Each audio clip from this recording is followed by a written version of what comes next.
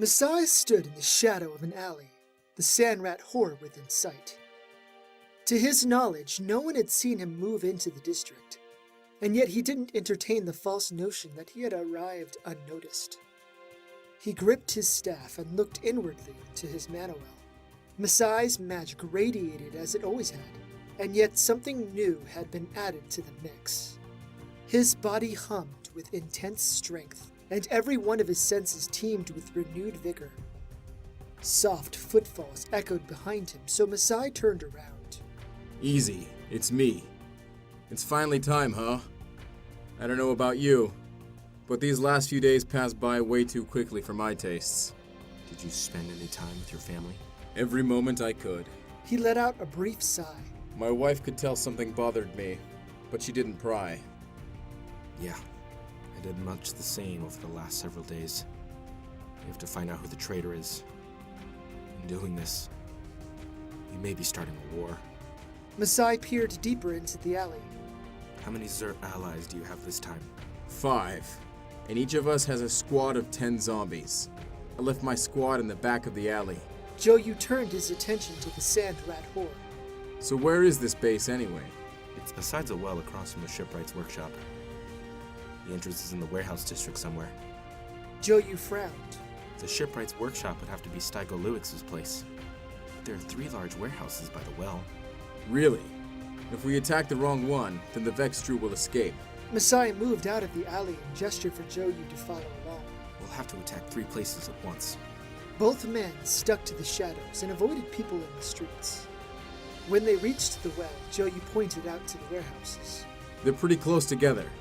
We would have to strike at the same time and hope the Vextru don't have an escape route. It would be stupid not to. We can't worry about that now. I'll linger in the shadows. You go get your friends. Joyu left him alone, and Masai stepped into the closest shadow. While the square appeared quiet and empty, surely it wasn't left unwatched. It was finally time. Time to make a grand declaration on behalf of Lady Death. It didn't take long for Joyu to return with the other 5 Xur. They all wore their hoods up, and their faces were obscured. Joyu addressed them while Masai listened quietly. Teiko and Zoga, you take the one on the right. Katie and Bronux, you take the one on the left. Masai, Vorga, and I will take the one at the back. All eyes turned on Masai. So, you're the great Masai, huh? The chosen? I wouldn't know about chosen, but I'm Masai. Did you have something to do with the light? Joyu cut in before Masai could speak again. We've already told you that has nothing to do with why we're here. Focus on the mission. He gestured to the back of the alleys. Gather your troops and prepare to attack. The 5 Xur hesitated before they left Joyu and Masai. Masai turned to Joyu. You all saw the light?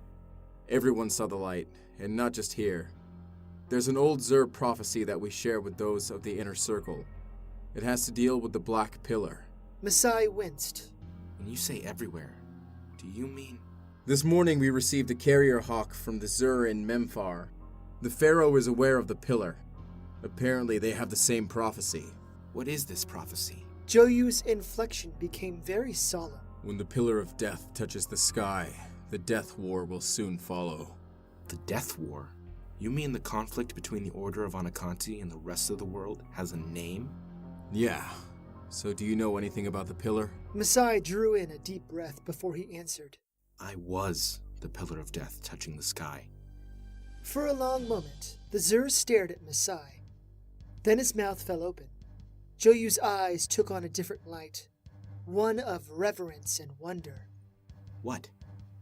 Why are you gaping at me like that? No reason. Never mind. Joyu pointed to another alley. Look there. Our friends are in position. From the alley behind Masai came 10 cloaked figures with bronze masks. They moved with balled fists, and Masai knew all too well what dangers these figures brought with them. The zombies took their place behind Joyu and waited patiently. Are you ready? So how are we going to do this? Walk over to the warehouses? They'll definitely see us coming. They might get away. Masai glanced back at the 3 large structures. Joyu stepped out into the open. While 3 squads assault the main entrances, the remaining 3 squads will wait behind at the warehouses to prevent escape. In addition to the 6 we have assaulting here, we have 7 more squads spaced throughout the district to catch anybody trying to get away through secret tunnels or the like. Know this, my friend. The Zur are behind you fully. Really? I appreciate all the support. I'm curious, are the Zur helping me because you asked them to? Or is this part of a larger Zur plan? The Zur stand behind you because Anaconti asked us to. I'm here because I'm your friend. Joyu gave a curt nod and the 10 zombie soldiers moved toward the warehouse. Upon seeing Joyu's squad move, the other Zur commanded their units to proceed as well. A slight shiver danced up Masai's spine. Even though they were on his side, the zombies were unsettling to watch when grouped. Masai, Joyu, and the other Zur walked behind this small army. The zombies moved with silent determination, with only the sounds of their heavy footsteps to mark their approach. As soon as they got to the front entrance of the warehouse, the zombies started punching the wooden doors. The wood splintered within seconds, and the zombies moved in. The sounds of battle, screams, and dying gasps drifted from across the square where the other warehouses were located. An arrow zipped out and struck one of the zombies closest to Masai. It did little more than decorate it amongst its peers.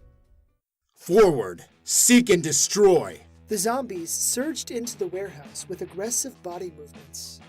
Shouts arose from within. Masai moved inside as well, but not before looking at the other warehouses, where combat had also broken out. Darkness filled the warehouse, and only a few lamps were spaced out in various places to provide illumination.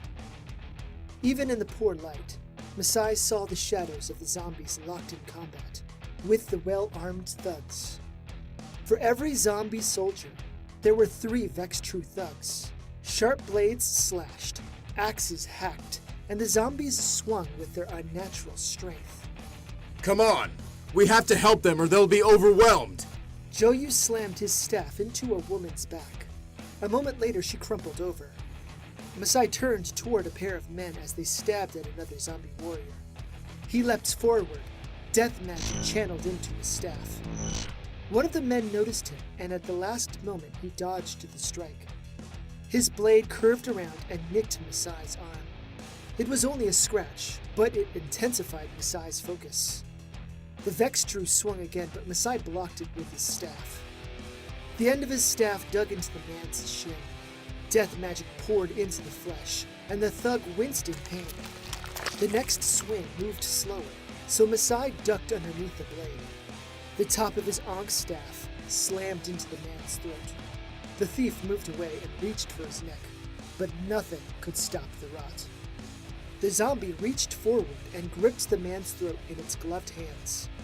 Anguish swirled on the man's face, followed by a loud snapping noise. An arrow whistled past Masai's face. The arrow had flown from a woman's bow who stood on the top of several large boxes and crates.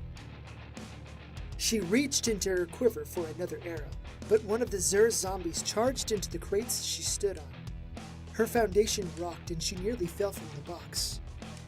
Grain poured on the ground, but the zombie climbed on top of it and smashed the sides of the box. Without effective support, the archer collapsed on top of the zombie. It grabbed her head in its hands, and then the zombie tore her head off.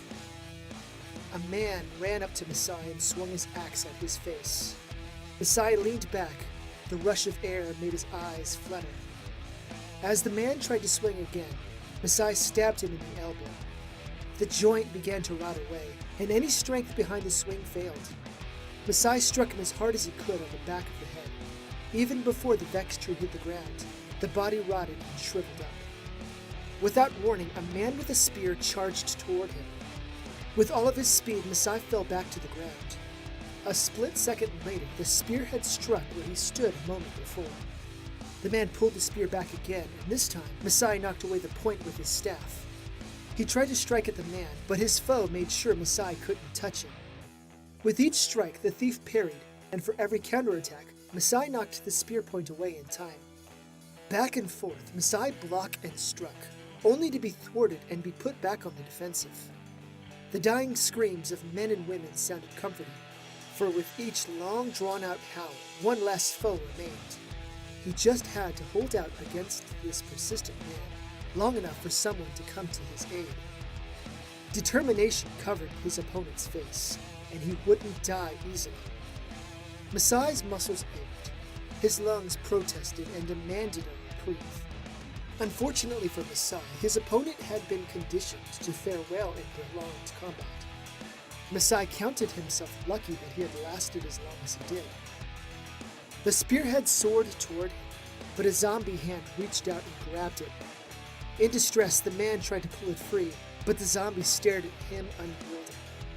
In that moment, Masai leapt forward and hit the man in the face.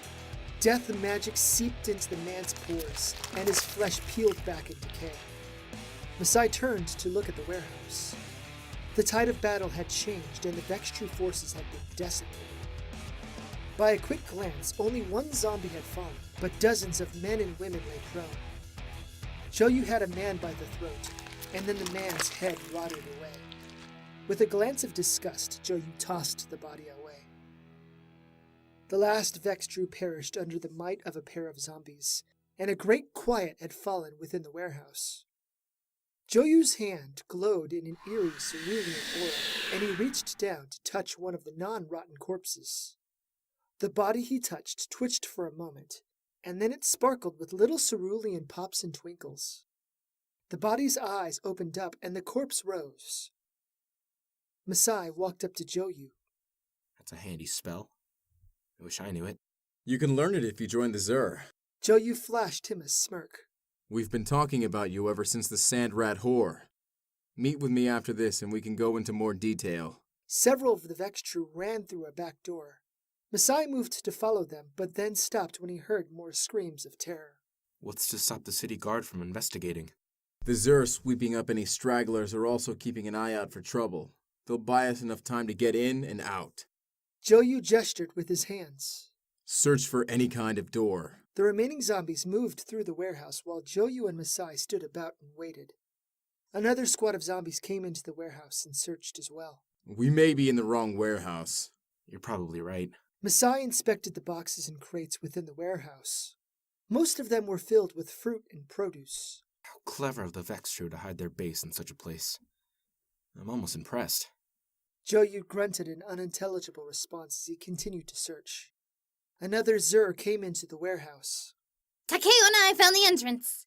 I left what remains of my squad to guard the entrance, while I tell everyone else. The one on the right? All right, let's move out. In unison, all of the zombies moved toward the exit and filed out. Masai stayed close to Joyu and the other Zur as they made their way to the Vextru entrance. Masai took a sharp intake of air and urged the restlessness in his heart to subside. He calmed his torrential mind and kept breathing in and out. Fighting alongside the Zur had been quite enjoyable, if not a little unnerving. Could this be the life for him? Commanding a legion of his own zombies? And operating in the shadows beyond the perspective of the common rabble? The warehouse on the right appeared trashed, much like the one Masai had assaulted. Fewer bodies covered the floors among the broken wood pieces and crates of various supplies. The entrance to the hidden base lay behind several very tall, wide boxes stacked on top of one another. A wide staircase led into the ground. The sounds of combat resonated from its gaping maw. Clear the way and kill any enemies you find. His staff glowed with an onyx-like fire, and the zombies marched downstairs.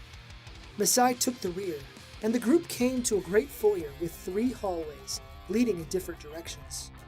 One went straight, while the other 2 extended both right and left. Sounds of combat came from the path ahead. Joyu pointed to the left. Take your squad down this way and make sure no one survives. Masai and I will go down the right hallway. Yes, sir. Joyu led his zombies and Masai down the right corridor without responding. Once they had moved away from the other Zur, Masai whispered at Joyu. Are you a Zur bishop or something? Everyone seems to be following your lead. Joyu grinned at him. No, I'm not a bishop. I'm more like a bishop's lieutenant.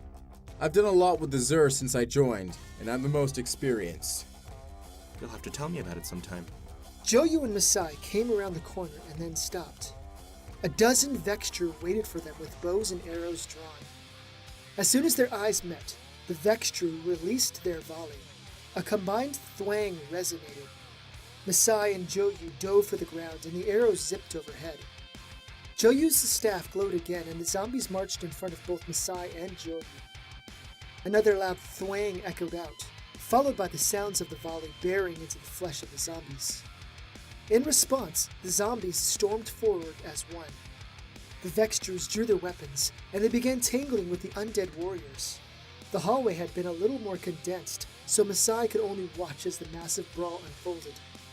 Of the 10 who marched ahead, only 6 remained alive, as it were, and of the 6, only 3 were still battle-functional. The other 3 had missing limbs or grievous wounds that would spell their doom if more damage was taken. Still, the Vextru thugs lay dead at the zombies' feet. Joyu moved up to the bodies and reanimated 4 of them. I notice you usually only have 10 zombies at a time. Is that the maximum you can control? Yeah, my current maximum is 10. The way it works is that as you get stronger within the order, you can learn sigils and spells to increase your maximum cap. I've often heard that bishops are given special rights so they can control up to 50, while the cardinal can control over 100. At least that's what my bishop says, anyway. There's only one cardinal, and maybe about a dozen bishops. Masai and Joyu moved further down the hallway, and then came to an ornate door. The door had strange carvings of flying monsters that resembled crocodiles. Some of the winged lizards spewed flames from their mouths.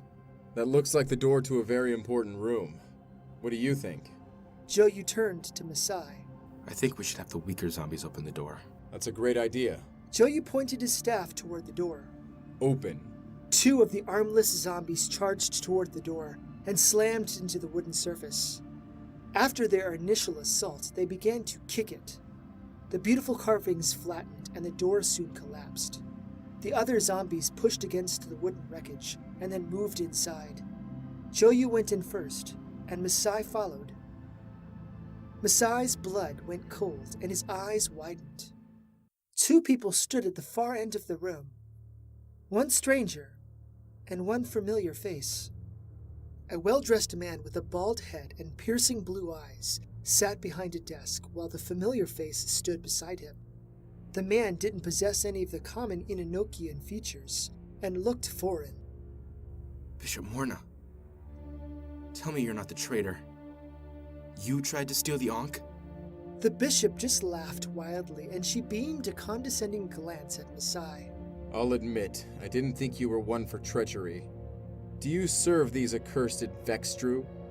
Or are you a dog of the 5? The well-dressed man stood up and walked around the desk. A beautiful sickle sword hung at his side.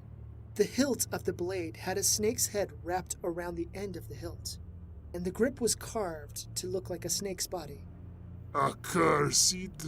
Not likely. I am not from your lands, and I do not believe in your gods. I do like your people. They are so easy to manipulate. You sound really relaxed for someone who's outnumbered. Joyu raised his staff, but at the same time, so did Bishop Morna.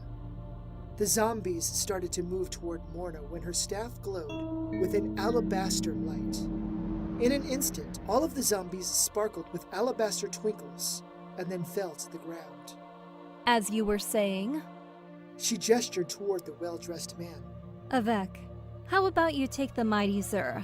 I want to savor over the meeker one. A bright fire burned within Masai's eyes, and he held out his staff in front of him. Meeker one? I'm far from meek. Masai's body quivered more and more with rage. This woman had been the one to victimize his beloved? She was the one who caused Anaconte such stress? Oh, she would pay dearly. I know you don't have the sinister edge that this Zur has. He's content with defiling the bodies of the dead to serve his purposes. You, on the other hand, are more devoted to the idea of serving the people. She swung her staff around her in wide arcs. You would have made a great informant. Avek drew his sickle sword. The blade glowed with a bright emerald-colored hue. Let's get this over with. I'll have to completely recreate my criminal organization, but it can't be helped. Let's kill them and be gone before their reinforcements come. The bald man advanced on Joyu while Masai turned his full attention on Bishop Morna. Her perceivable arrogance sent chills down his spine. How will you kill me then? If you try and rot my body, I'll just unrot it. Anything you can do, I can do better. In fact, let's just skip to the part where I end all of you.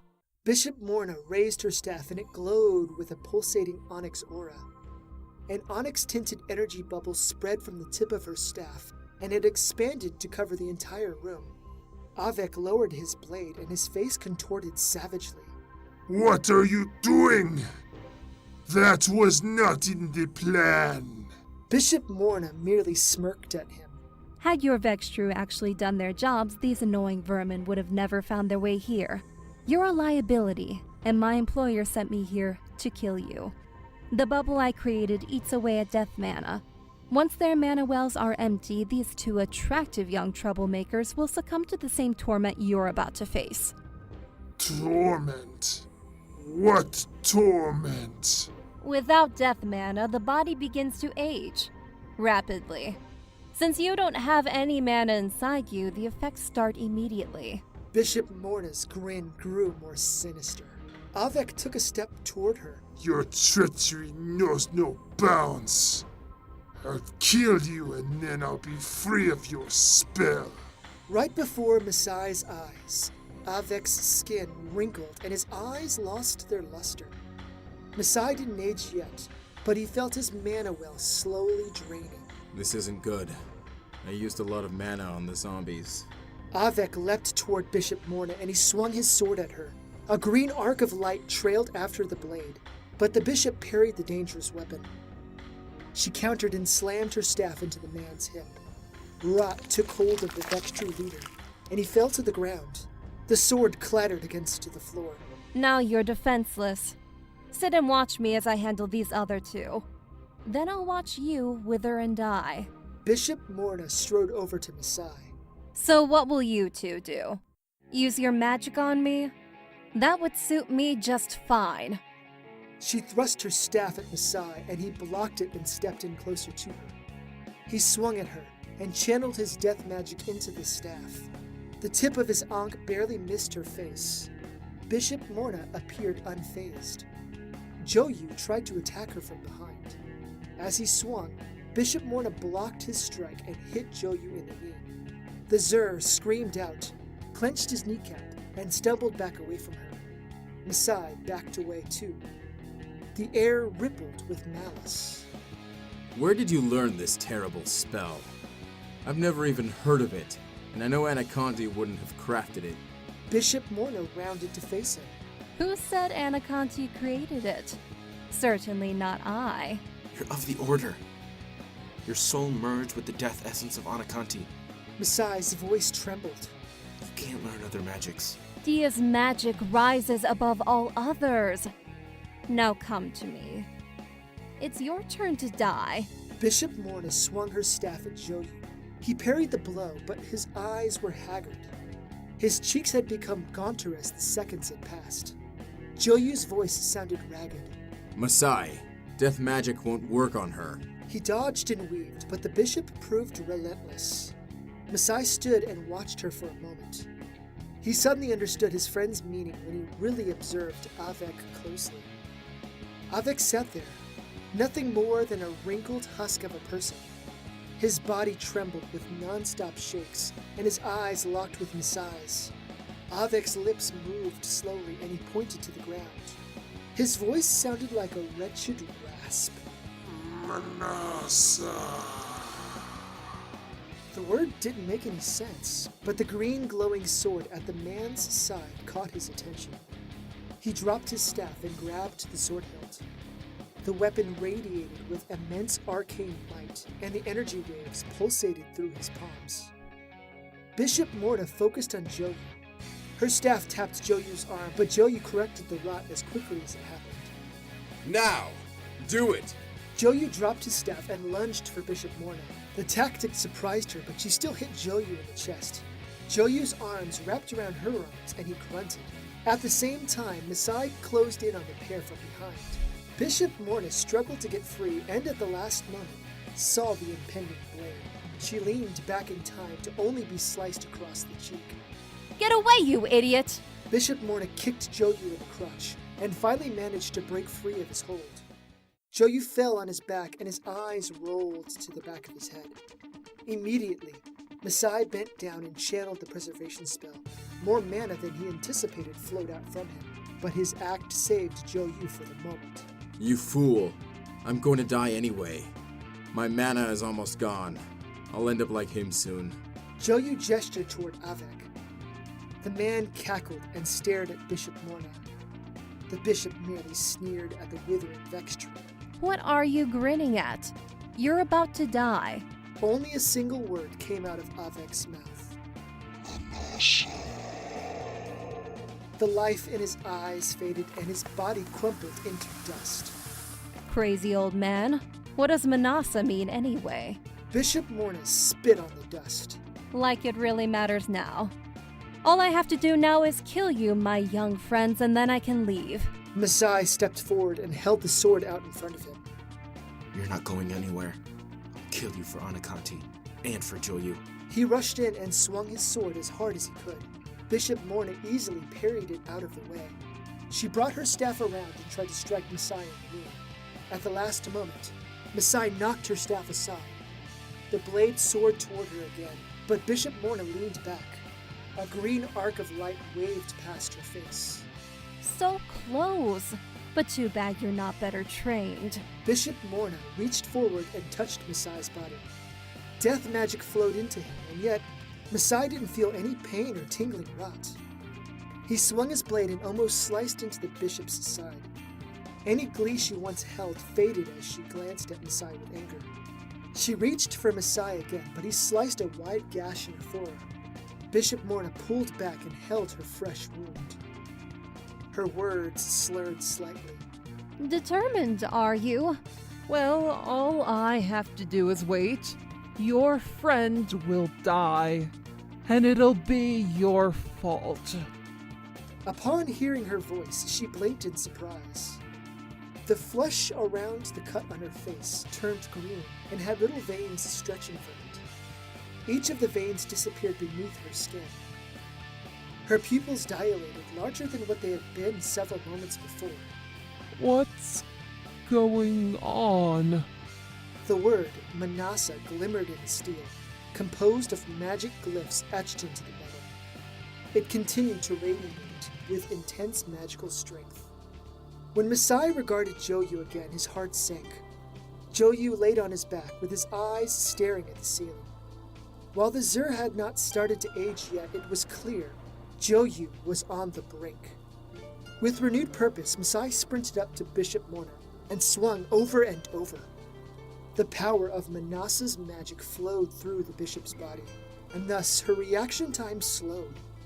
Bishop Morna's blocks and parries moved slower, and Masai's blade got closer and closer to cutting her again. He shifted around and then cut into her right arm. Bishop Morna screamed, and she dropped the staff. She glanced down at the fresh wound, and more veins started spreading all over her skin. When she looked back up at Masai, the blade sliced through her face. Her body convulsed, and then it fell still. The black bubble within the room faded instantly. Masai immediately whirled to gaze at Joyu. Joyu, are you okay? Joyu slowly sat up, and he laughed with the barest hint of hysteria. Good job. I ran out of mana. Someone entered the room, and Masai spun on them with a sword raised. One of the Zur he had seen before, Toga, raised her hands up. Easy! I'm a friend, remember? Her eyes went to Joyu. Oh, goddess! Are you alright? Are you dying? Joyu tried to push himself up, but he fell back to the ground. He'll be okay. He drained his mana well completely. Masai went over and helped Joyu to his feet. Toga ran over and took Joyu's other side. We have to leave. The other Zur are holding the city guard at bay, but we don't want to be caught here. When they got to the door, 2 zombies reached down and grabbed Joyu. Come on! I'll lead you out! I found the back entrance. The Zur ran ahead of the zombie and led Masai to a hidden staircase. He waited until the zombie carrying Joyu went up first, and then followed.